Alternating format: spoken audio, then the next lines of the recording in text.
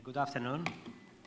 I would like to refer to the title of the panel here, which is Innovation, Geopolitics, and Growth.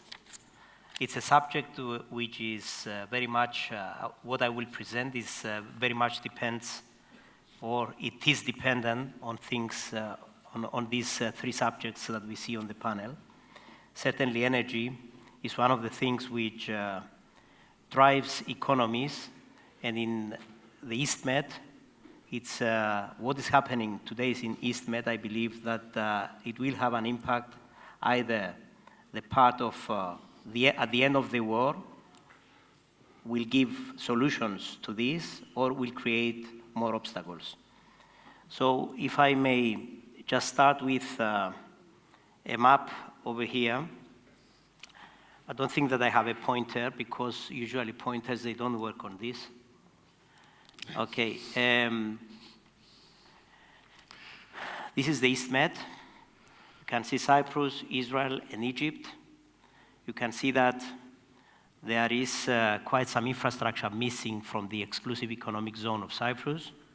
There is quite some infrastructure in the Egyptian economic zone, and a little bit less in the exclusive economic zone of Israel. The one country out of the three that has quite a lot of natural gas is Israel. Then is Egypt, with much less gas in the exclusive economic zone, and even less in the exclusive economic zone of Cyprus. So starting from Egypt, I would say that Egypt was the first country that entered the East Med and developing discoveries. Therefore, this is, as a result of this, Egypt has the majority of the infrastructure offshore, but also onshore. Starting from the onshore, Egypt has Idko and Damietta, two liquefaction plants. Liquefaction plants are those plants which terminals which they can liquefy gas, and gas can be exported on LNG carriers and taken to the markets. The red lines that you see is mostly pipelines. Those offshore, they are subsea pipelines. The rest is some pipelines that they are onshore. What do these pipelines do? They connect the discoveries offshore with the shore, and being taken either to the domestic market or to the two terminals for export, liquefaction and export. So you can see quite some infrastructure in the Egyptian economic zone and in Egypt generally. The one point that I would like to mention here is the majority of all these discoveries that you see in pink color, they do not have enough gas to support the economy of Egypt as the requirements are today. And so the majority of this infrastructure as well is not in full capacity, including the two liquefaction plants that we see onshore. Moving a little bit more east, we see Israel. We heard some good explanation of what is happening in Israel and the views of the speaker before. That, but moving it into energy, you can see that this is a country that has quite some substantial quantities of gas. And the Leviathan and the Tamar and the Karish, they are quite some important discoveries in the Eastern Mediterranean. You see by far less infrastructure. Still, it is good enough in order to support the economy of Israel, and of course, keep some political stability, reasonable quantities to be flown via the shore facilities mostly to Egypt and to a little bit more east to Jordan. With regards to Cyprus, you can see quite a few of the blocks. We have quite some known logos in the blocks of the exclusive economic zone of Cyprus. Starting from east, we have Aphrodite, which is the most mature discovery, more or less 6 TCF, a trillion cubic feet of gas. And then moving more east, more west, you can see names like Onesiphoros, Glaucus, Calypso, Zeus, and Kronos. And what is missing from this exclusive economic zone of Cyprus is infrastructure. There is no infrastructure, as you can see. And it is our opinion at the ministry that a country that has discoveries, either mature discoveries or less mature discoveries without infrastructure is as if you have nothing. Unless you have infrastructure in order to develop these discoveries and put them to production and put them to the markets, you understand that there is no, it's like as if you do not have the wealth sitting in your exclusive economic zone. In terms of what else is happening in our region, other than the war between Israel and Hamas, Egypt is running short of gas. The domestic gas, which is converted to, the gas that goes into the domestic market, which is converted to electricity, is not enough. And as we speak, Egypt suffers from lack of electricity. There are blackouts on a daily basis. So there is a program in Egypt currently, which is in different parts of the country, electricity is being, let's say, disrupted for 1 hour in order to save for this gas, which is, it doesn't exist. Now, in terms of Israel is a very good example of how they use their resources in the exclusive economic zone. The focus of Israel, as soon as the first discoveries they came to light, is to focus to their own country. And this is what they did, and very successfully, I can say. It's a good example to follow. And you can see that gas from Leviathan and from Tamar, they find their way to power generation, and Karish, the gas finds its way to power generation in Israel. As a result, Israel is a country which is very autonomous in terms of energy because of these gas discoveries. They have a good power generation, and they started developing quite some green power generation, which in the mix, it creates a cost for electricity, which is very competitive in order to support the growth of the economy of Israel. Moving to Cyprus, I'm afraid things are different. We have very high cost of electricity. We haven't used the resources that they sit in the exclusive economic zone of the country. There is no infrastructure, and this is what we are striving for. Infrastructure to be constructed in the exclusive economic zone, because we need this for the future of the country. It's either, even if the gas goes to a different direction, not coming to Cyprus, still is an income that will be taken up by the citizens of Cyprus, and at the same time, it creates a future for the country when you have infrastructure in the exclusive economic zone. What else is happening in our region in terms of geopolitical projects? You can see again the same countries. Israel is on the east side. This is an electricity interconnection in the name of Eurasia. It starts from Israel, it goes to Cyprus, and then it ends up to Greece, to Crete. Crete is already connected to the mainland of Greece, and the mainland Greece is connected to Europe. So you understand, this is a cable that will be moving energy in a different type of energy. This is electricity, and because what the world is suffering these days is that where the resources are is not where the consumption is.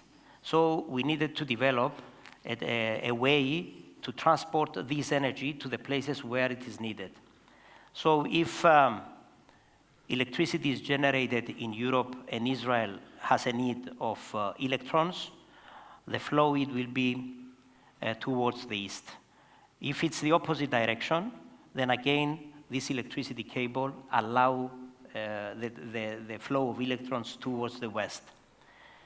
Now, in terms of Cyprus, the benefit, if you sit in between these flows, you understand that the middle place usually enjoys, has certain benefits for the middle place.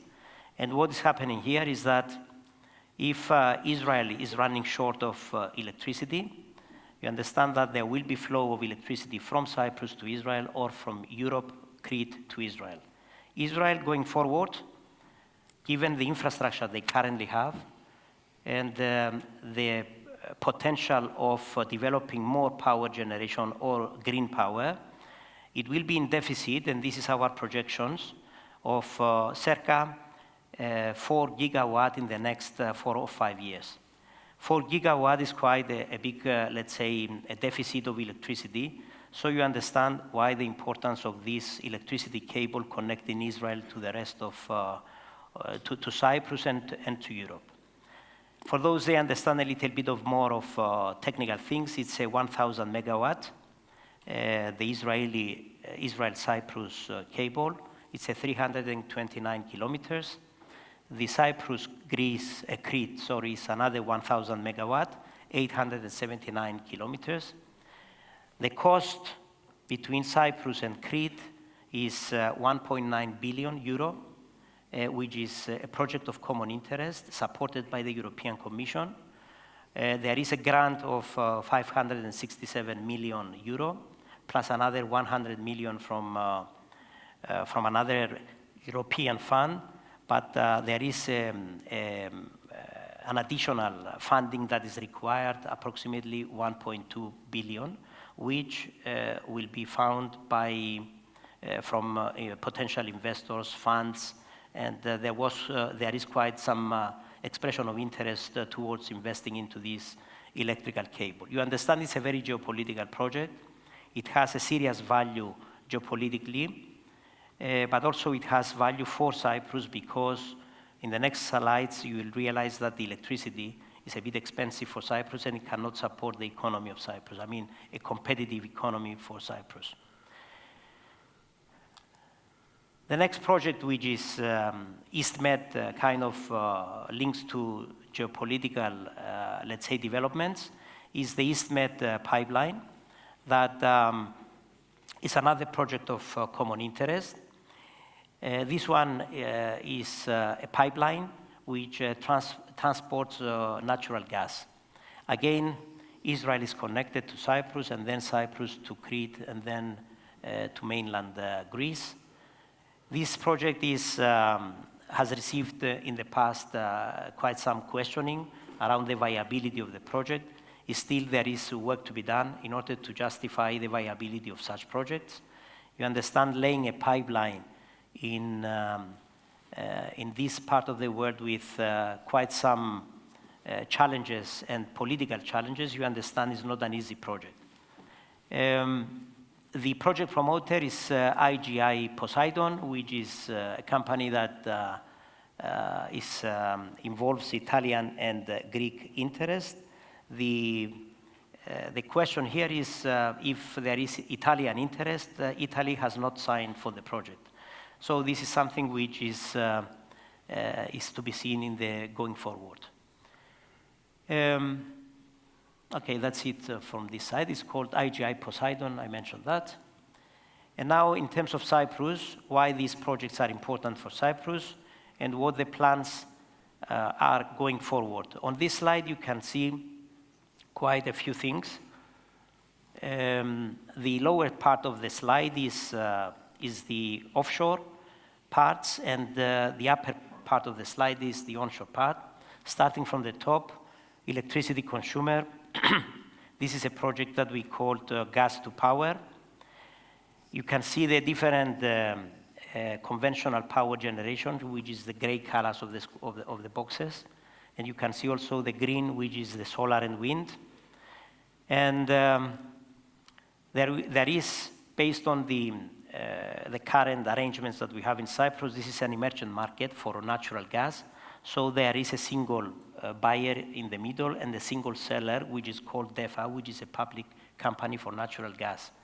So this company can import from any source or can buy from any source and sell to the conventional power generation at the same price at the flange of the power stations. The reason that this emergent market is exactly this, in order to support the competitiveness of the smaller conventional power generators, rather than allowing this to be in the open market, because the smaller power generators, they may not survive. On the left-hand side, we have an FSRU, which will come into play in the next, let's say, few months. This vessel is a floating supply regasification unit.